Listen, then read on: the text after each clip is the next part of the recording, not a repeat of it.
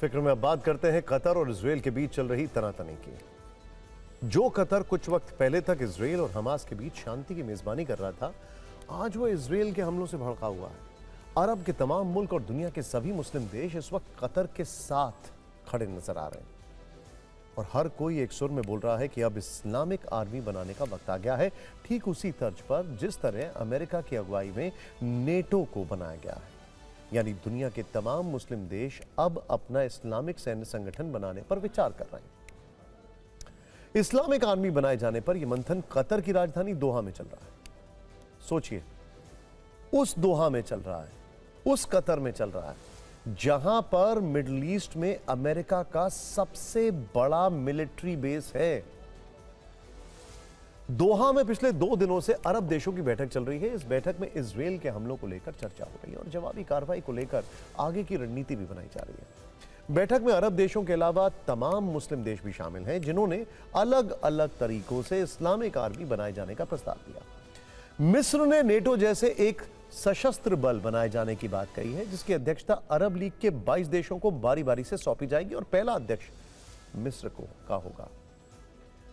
पाकिस्तान के विदेश मंत्री इशाक डार ने अरब देशों के सामने 7 सूत्रीय प्रस्ताव पेश किया, जिनमें इजराइल से मुकाबले के लिए इस्लामिक देशों की संयुक्त सेना बनाने की पेशकश की गई है। इधर ईरान के पूर्व कमांडर ने इजराइल से निपटने के लिए मुस्लिम देशों से संयुक्त मोर्चा बनाने की अपील की।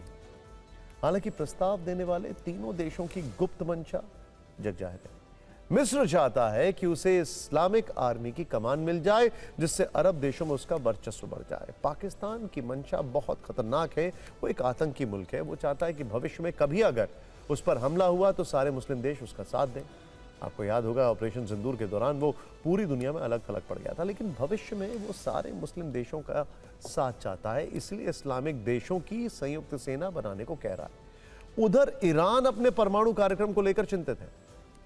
इजराइल उसके परमाणु ठिकानों को अच्छा खासा नुकसान पहुंचा चुका है और भविष्य में भी दोनों के बीच जंग के आसार हैं। हालांकि मिस्र ने 2015 में भी अरब शिखर सम्मेलन में नेटो की तर्ज पर इस्लामिक आर्मी बनाने की बात कही थी। सैद्धांतिक रूप से इस प्रस्ताव को स्वीकार कर लिया गया था, लेकिन बाद में इस मामले में कोई प्रगति नहीं हुई। अब फिर से वही मांग जोर पकड़ रही है। दोहा में बैठकों का दौर चल रहा है और ये बैठकें ऐसे वक्त में हो रही हैं जब इजराइल अपने हमलों का दायरा बढ़ा रहा है। पहले गाजा, फिर लेबनान, उसके बाद ईरान और अब दोहा।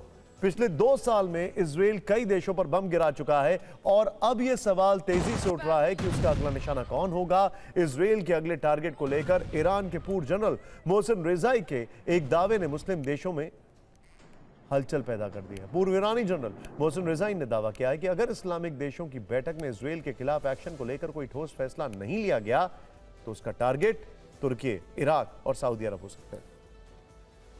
अब समझने वाली बात यह है कि जो अरब देश इस वक्त इजराइल के खिलाफ रणनीति बना रहे हैं, उनकी सुरक्षा की गारंटी अमेरिका लेता है।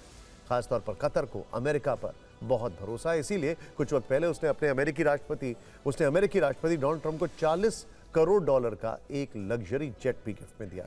लेकिन अमेरिका इजराइल का करीबी सहयोगी है। हालांकि ट्रंप ने कतर पर हमलों की निंदा की है, लेकिन अरब देशों और इजराइल के बीच अगर युद्ध के हालात बने तो अमेरिका को अपने स्टैंड के बारे में गंभीरता से सोचना पड़ेगा, क्योंकि जिसके कंधे पर अमेरिका का हाथ होगा उसका पलड़ा भारी माना जाएगा।